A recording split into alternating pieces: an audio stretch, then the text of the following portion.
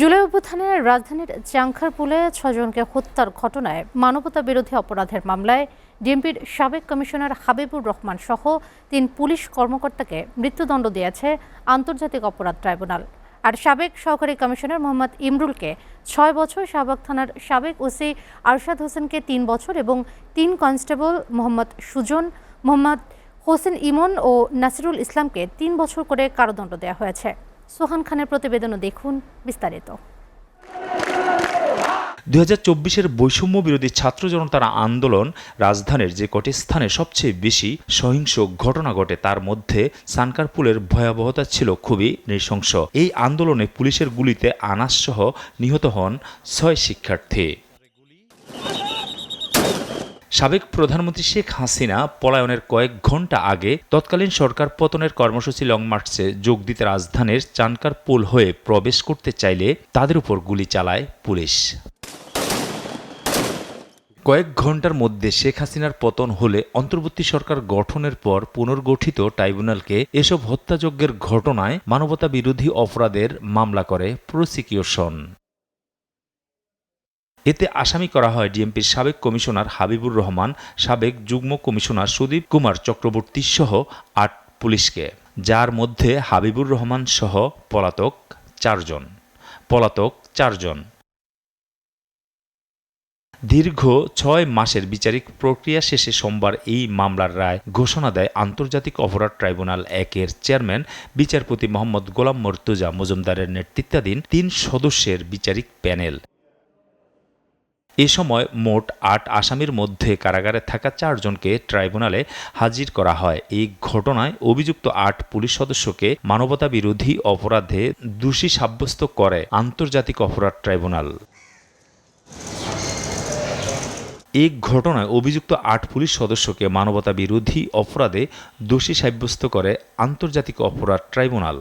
সাবেক DMP commissioner Habibur Rahman, সাবেক যুগ্ম কমিশনার সুদীপ কুমার চক্রবর্তী, সাবেক অতিরিক্ত উপ কমিশনার শাহ আলম মোহাম্মদ আক্তারুল ইসলামের মৃত্যুদণ্ড দেয় ট্রাইব্যুনাল। আর সাবেক সহকারী কমিশনার মোহাম্মদ ইমরুলকে ৬ বছর, শাহবাগ থানার সাবেক পুলিশ পরিদর্শক অপারেশন আরশাদ হোসেনকে ৪ বছর এবং ওই থানার ৩ পুলিশ কনস্টেবল মোহাম্মদ সুজন, ইমাজ হোসেন ইমন ও নাসিরুল ইসলামকে ৩ বছর করে কারাদণ্ড দেয়া হয়েছে। এই সাজায় আমরা মনে করি আদালতে যখন তাদের অফেন্স প্রমাণিত হয়েছে, ক্রাইমস এগেনস্ট হিউম্যানিটি প্রমাণিত হয়েছে, ওয়াইড স্প্রেড এবং সিস্টেম্যাটিক অ্যাটাক প্রমাণিত হয়েছে এবং এই আসামিরা তারা প্রকাশ্যে গুলি করেছিল সেটা প্রমাণিত হয়েছে। সব অপরাধ উপস্থাপন করলেও রায় পরিপূর্ণ ন্যায় বিচার হয়নি দাবি করে উচ্চ আদালতে আপিলে যাওয়ার কথা জানায় প্রসিকিউশন। এরপরে তাদেরকে যে সাজা দেওয়া হয়েছে আমরা মনে করি এটা ন্যায়সঙ্গত হয়নি। যদিও আদালতের আদেশ সকলের উপরে শিরোধার্য, আমাদেরকে মানতে হবে।